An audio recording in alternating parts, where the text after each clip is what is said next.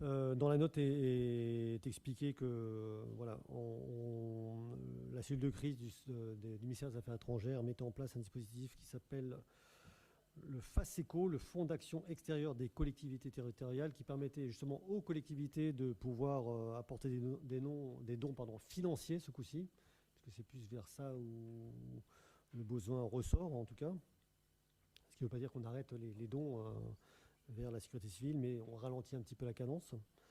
Dans cette note, il est proposé que la ville de Jouy-Moutier se positionne pour un don via ce dispositif de FACECO, et donc géré par le centre de crise du ministère des Affaires étrangères, pour un montant de 10 000 euros. Alors, c'est un montant qu'on a...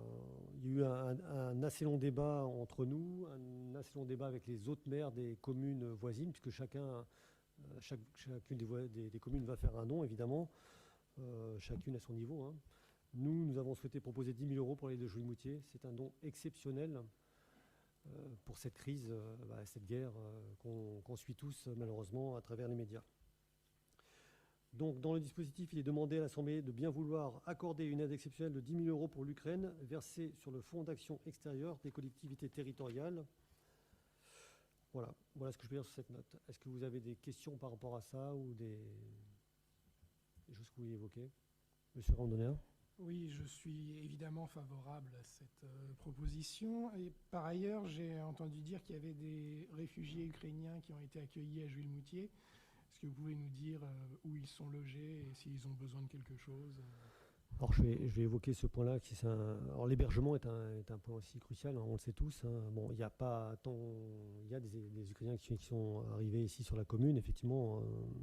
Alors nous, on l'a évoqué avec le préfet, évidemment, ce sujet-là, qui est un sujet assez sensible, parce que les gens pensent, par bonté, évidemment, et c'est louable, d'héberger les Ukrainiens qui arrivent, et finalement, c'est des gens qui restent longtemps. C'est pas du logement transitoire. Donc ça, il faut que les gens en prennent conscience. Et donc c'est bien qu'on l'évoque ce soir ensemble.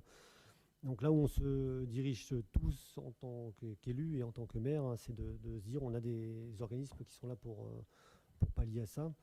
On a l'APUI, les villageoises que vous connaissez, on a des contrats, des conventions, la ville a des conventions avec eux, mais d'autres villes également. Donc on est en train de mettre à disposition via l'APUI et le préfet du Val d'Oise des points d'hébergement.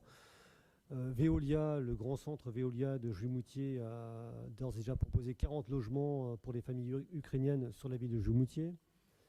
J'entends que le département, et via les collèges, avec les appartements de fonction qui sont libres, peut-être mettre à disposition aussi. Donc voilà, c'est des sujets qui sont en train de se développer. Voilà. Il y a des particuliers qui veulent entrer dans ce système-là, mais le point de vigilance, c'est de dire qu'ils ne viennent pas que pour une semaine, quoi. Une fois qu'ils sont là, il faut les héberger longtemps. Donc il faut vraiment que les gens prennent conscience de ça. Donc on veut tous, et moi le premier, héberger des gens chez moi, mais après voilà, il faut penser à l'avenir, hein. C'est pas un one-shot d'une semaine, et puis après, voilà, c'est du longue date. Donc on se dirige vers les grosses sociétés là où il y a des moyens, effectivement. Et Veolia a bien œuvré dans ce sens-là en proposant 40 logements sur la ville de Jouy-Moutier. Voilà ce qu'on a aujourd'hui. Avez-vous d'autres questions par rapport à... Voilà. Donc je vous propose de passer au vote, cette note, hein. Bon, abstention, j'en vois pas. Des contre, je n'en vois pas non plus. Donc adopté à l'unanimité. Je vous remercie.